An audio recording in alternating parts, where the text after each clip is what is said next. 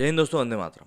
बांग्लादेश में इस समय जो चीज़ें चल रही हैं उनको देखकर ज़ाहिर तौर पर एक बात निकल कर सामने आई है कि किसी तरह की साजिश तो इसमें इन्वॉल्व थी। क्योंकि देखिए, कल एक वीडियो निकल कर सामने है जिसमें कि एक लड़का वहाँ पर कुरान लेके जाता हुआ दिखा, उसके बाद हनुमान जी के गधे को वापस लेकर वहाँ पर चला गया। तो उसके बाद उन दोनों लोगों की पहचान भी कर दी गई है। इकबाल हुसैन एक का नाम है, और उन लोगों के लिए अब मतलब जो उनके नेता हैं देश के, वो ये बोल रहे हैं भैया इनकी गिरफ्तारी की जाएगी, जो पूरा ये षड्यंत्र हुआ है उसकी हम लोग जांच करेंगे।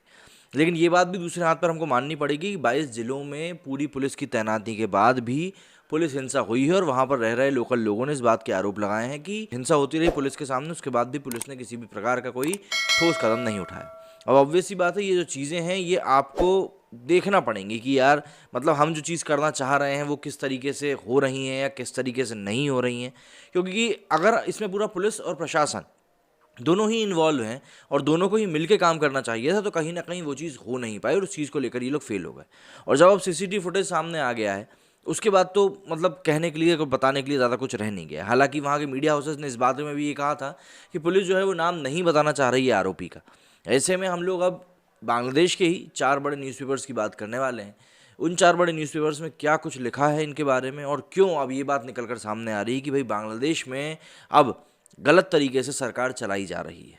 बांग्लादेश के चर्चित अखबार द डेली स्टार ने लिखा है कि हिंदू दुर्गा को ऐसी विदाई नहीं देना चाहते थे। जो कुछ भी हिंसा हुई है वो एक प्लान लगती है। प्रशासन हिंसा को काबू रखने में विफल रहा।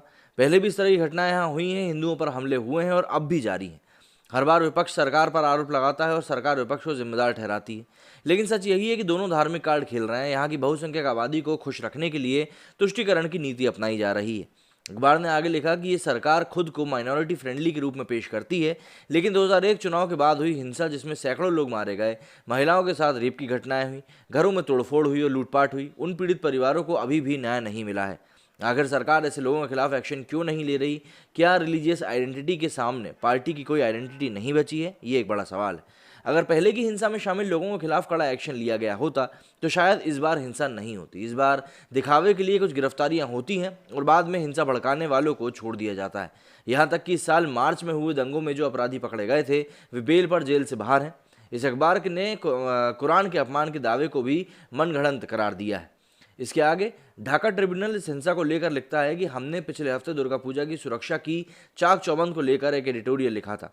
हमने उम्मीद जताई थी कि इस बार देश की हिंदू आबादी सुरक्षित महसूस करेगी और खुशी खुशी अपना त्यौहार सेलिब्रेट करेगी। हम अब फिर से एडिटोरियल लिख रहे हैं, लेकिन दुर्भाग्य की बात यह है कि इस बार हमें दुख व्यक्त करना पड़ रहा है कि देश में शरारती तत्वों ने हिंदुओं पर हमला करके जघन्य काम किया है।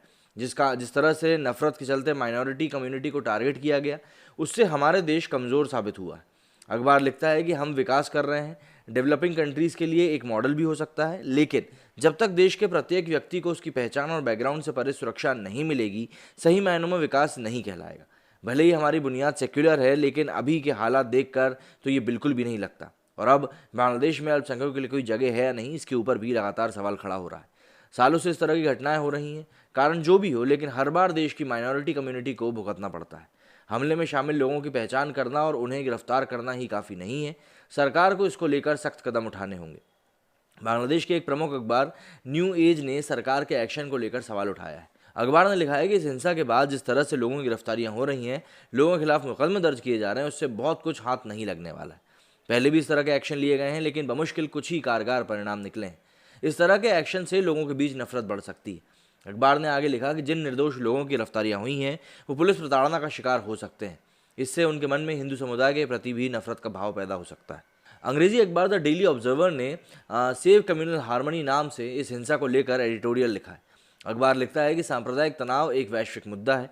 ये लंबे समय से हमें प्रभावित कर रहा है। माइनॉरिटी कम्युनिटीज़ निशाने पर आ रही हैं।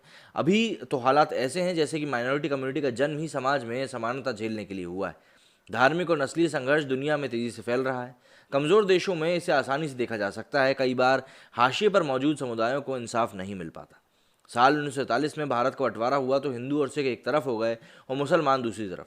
यहीं से सांप्रदायिक बैर की शुरुआत हुई। हालांकि जब दुनिया के नक्शे पर बांग्लादेश आया तो उसकी बुनियाद सांप्रदायिक सद्भाव पर रखी गई थी। पाकिस्तान से मुक्ति के लिए हिंदू, मुस्लिम, सिख, ईसाई सब ने मिलकर लड़ाई लड़ी थी। लेकिन इन दिनों कुछ ताकतें सांप्रदायिक सद्भाव बिगाड़ रही हैं, लोगों को भड़का रही हैं और हिंसा पैदा कर रही हैं। हालांकि प्रधानमंत्री ने ऐसे लोगों के खिलाफ कड़ी कार्रवाई करने की बात करी है। उम्मीद है जल्द से जल्द इसमें शामिल लोग गिरफ्तार होंगे। लेकिन देखिए, मीडिया ने ये सब बातें तो एक बार कह दी कि यार जल्द से जल्द लोग गिरफ्तार होंगे, लेकिन कहीं ना कहीं उनकी ज़ुबान में भी ये बात झलक रही थी कि यार उनको भी भरोसा नहीं है कि ज़्यादा कोई बड़ा एक्शन लिया जाएगा। अब ऐसे में बांग्लादेश किस तरीके से अपने लोगों को लेकर आगे बढ़ने वाला है, या वो भी राजनीति में उलझकर बस तुष्टीकरण का बात करते रहेंगे। हमारे यहाँ पर हालांकि ये चीज़ उल्टी चलती है, हमारे यहाँ मेजॉरिटी को नहीं बल्कि माइनॉरिटी को देखा जाता है, लेकिन बांग्लादेश में शायद मेजॉरिटी को देखा जा रहा है और माइनॉरिटी को दरकिनार किया जा रहा है। आपका कहना इस मामले में मुझे कमेंट करके ज़रूर बताइएगा। मेरे स्टूडियो में फिलहाल इतना ही। जय हिंद, जय भारत।